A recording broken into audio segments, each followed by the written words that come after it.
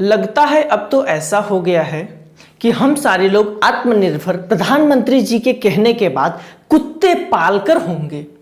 आज के कुछ दिन पहले हमारे प्रधानमंत्री जी पकौड़े तलवाकर हम सारे लोगों को, जिनकी नौकरियां छूट गई हैं, जिनको पेंशन बंद हो चुका है, जिनके बिजनेस ठप हो चुके हैं, जिनके सारी काम धंधे बंद हो चुके हैं, जो लोग रोड पर आ चुके हैं, उन्हें पहले प्रधानमंत्री जी पकौड़े तलवाकर आत्मनिर्भर बना रहे थे। फिर उसके बाद प्रधानमंत्री जी कुत्ते पालकर आत्मनिर्भर बना रहे हैं और चाइना का हम मुकाबला अब खिलौने बनाकर करेंगे। लगता है हमारे देश की जो अच्छे अच्छे डिफेंस के लिए काम करने वाली एजेंसियां हैं वो अच्छा काम नहीं कर पा रही हैं प्रधानमंत्री जी की नज़रों में। इसलिए वो चाहते हैं कि हमारा देश खिलौनों के एक बहुत बड़ा ग्लोबल मार्केट बने और हम चाइना को टक्कर दें, चाइना का मुकाबला करें, चाइना को मुंह तोड़ जवाब दें। चलिए आज हम इसी पर बात करते हैं। हाय फ्रेंड्स, हम सूरज। प्रधानमंत्री जी ने अपने मन की बात में बताया कि हमें कुत्तों का पालन करना चाहिए, देसी नस्ल के कुत्तों का। हम इस बात का सम्मान करते हैं कि वोकल फॉर लोकल के लिए देसी नस्ल के कुत्तों का पालन करना चाहिए। उन्होंने ये भी बताया कि सेना में वो कैसे अच्छा कार्य करते हैं, उनकी कुशलता को बताया, उनकी काफी बड़ाइयां की। लगभग 4 मिनट तक प्रधानमंत्री जी ने कुत्तों के ऊपर ही चर्चा की। प्रधानमंत्री जी अपने कीमती वक्त से 4 मिनट बर्बाद कर कुत्तों के ऊपर भी बात की। हमें इस बात से खुशी हुई। फिर अगली बात उन्होंने बोले कि खिलौनों का एक हब बनना चाहिए भारत, ग्लोबल हब खिलौनों के लिए। क्योंकि वो ये भूलना शायद भूल गए कि आज भारत में जितने खिलौने आते ज्यादातर चाइनीज होते हैं। लगता है उन्हें चाइना के नाम लेने से क्या होती है, डर जैसा महसूस होता है। उनके ऊपर तो कोई ऐसा इल्जाम नहीं लगा कि उनके ऊपर चाइना या पाकिस्तान से फंडिंग आती है, लेकिन वो बात करने से क्यों कतराते हैं समझ में नहीं आता।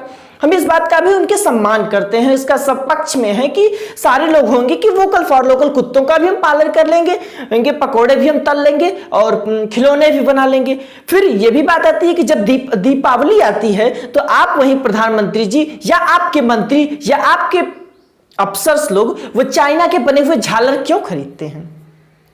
फिर अगली बात आती, आपने कुत्तों की बात कर ली, खिलौनों की बात कर ली, पकौड़े की बात कर ली, लेकिन जो मजदूर लॉकडाउन जब आपने थोड़ी ढील दी तो माइग्रेंट्स वर्कर पैदल अपने घर तक आया, उसके लिए आपने चर्चा किया? आपके मन में उसके लिए थोड़ी सी भी जगह है? वो उस मिडिल क्लास फैमिली के बारे में आपने थोड़ी सी चर्चा की जो सबसे नीचे, उसके लिए आपने राशन की व्यवस्था कर दी? ऊपर वालों को किसी की जरूरत ही नहीं है, कोई दे। मिडिल क्लास फैमिली के लिए आपने कोई बात बोली? जिनका पेंशन आना बंद हो गया, जिनका बिजनेस ठप पड़ा है, जिनकी दुकान थी वो दुकान बंद हो चुकी है, जिनका नौकरी चली गई है, बच्चों की फीस बढ़ती जा रही है लेकिन पढ़ाई नहीं हो रही है। इस कोरोना पेंडेमिक के टाइम में जी कप का भी जेई नीट का, जी कप मतलब पॉलिटेक्निक का एंट्रेंस एग्जाम कराता है, उसका भी एग्जाम होने वाला है। जेई IIT NIT सब कुछ परीक्षा कराई जा रही है, जेई और नीट की परीक्षाएं हो रही। आपने अपने देश को संबोधित इस मुद्दे पर क्यों नहीं किया? वो अपने मन में आपकी ये बातें क्यों नहीं थी कि आप स्टूडेंट को बताएं? इसका काफी विरोध हो रहा है, पर सर्वे में पाया गया कि काफी बच्चे इसके पक्ष में, लेकिन विरोध तो हो रहा है। आपने उनके ऊपर विश्वास दिखाने का, उनको विश्वास में लाने का क्यों प्रयास नहीं किया? आप अच्छे वक्ता हैं, इसका मतलब ये नहीं कि आप किसी भी सिचुएशन में एक अलग तरह की अतरंगी बातें करेंगे जिससे मीडिया में एक अलग प्रकार का माहौल बन जाएगा। क्योंकि वो गोदी मीडिया आपकी ही द्वारा कही गई बातों को अलग अलग प्रकार से विश्लेषण कर अपनी TRP बढ़ाने का एक अच्छा फंडा और अच्छी मुहिम चलाती है। आपने जब आज तक चाइना के मुद्दे पर एक भी बात नहीं बोली। चाइना का आप तो सीधे बोल दी कि ना कोई आया है, ना कोई आया था, ना कोई कुछ हुआ था। भाई आज भी चाइना हमारे इलाके में है, जिसे आप बीजेपी के लोग या सारी सरकार के लोग कहते हैं डिस्प्यूटेड एरिया, लेकिन उसे हम अपना एरिया मानते हैं। वो आधिकारिक रूप से हमारा एरिया है, लेकिन आप उसे डिस्प्यूटेड एरिया कहते हैं। वो अभी डिस्प्यूटेड एरिया से पीछे नहीं गया है, वो भी डिस्प्यूटेड एरिया से पीछे नहीं किया, लेकिन आप उस मुद्दे पर भी बोलना उचित नहीं समझे। ऐसी क्या परिस्थिति है कि आप चाइना से बोलने का वो नहीं करते? आपके पत्रकार, जो गोदी मीडिया के पत्रकार से, वो ये बताते हैं कि आपने ये भी मान लिया, आप ऐसे कर रहे भाई, आप ये खिलौना बनाकर चाइना का मुकाबला करने की बात करते, वो आप ये नहीं कहते को चारों तरफ से चाइना आपको घेरने का प्रयास कर रहा है। चाइना भारत को चारों तरफ से घेर लिया है, लेकिन इस विषय में, इस मुद्दे पर आपका कोई भी बात न बोलना क्या प्रदर्शित कराता है? आपकी दूरदृष्टि क्या है? आप क्या देख रहे हैं? आप लॉन्ग विजन में क्या करना चाहते हैं? कोरोना पेंडेमिक के टाइम में आप अलग अलग अतरंगी बातें लेकर आते हैं, हमने उसका सम्मान किया, हमने किया, लेकिन घंटी बजाने से, ढोलक बजाने से, सीटी बजाने से, टार्च जलाने से भी कोरोना नहीं गया, कोरोना नहीं गया। अंत में आज कोरोना का, आज हम गोल्ड मेडलिस्ट जल्द ही हो जाएंगे कोरोना के भी मामले में। चलिए, इस बात की तो हमें खुशी मिलेगी कि हम गोल्ड मेडल पाकिस्तान से भी, रक्षा सौदों में, रक्षा की बातों में पाकिस्तान से भी हम पीछे आज जाते हुए दिख रहे हैं। जैसे राडार सिस्टम जो होता है वो चाइना, आज हमारे पास 5 है, मतलब जब युद्ध की स्थिति आएगी तो बड़े बड़े जो राडार होते हैं 365 डिग्री वाले, 360 डिग्री वाले, वो पाकिस्तान के पास 8 हैं। आज की डेट में हमारे पास 5 ही सिर्फ। हम पाकिस्तान से भी किन्हीं मुद्दों पर पीछे जाते जा रहे हैं। हमारे देश की सेना में जोश, जज्बा, जुनून है, लेकिन उनको इक्विपमेंट्स की कमी है। रक्षा सौदों में हम इतने पीछे हैं, इसके लिए आप देश को कब बताएंगे, देश को कब संबोधित करेंगे? आप बोले थे 15 लाख रुपए सबके खातों में देंगे, वो कब आएगा? इसके लिए भी आप देश को बताएं ना।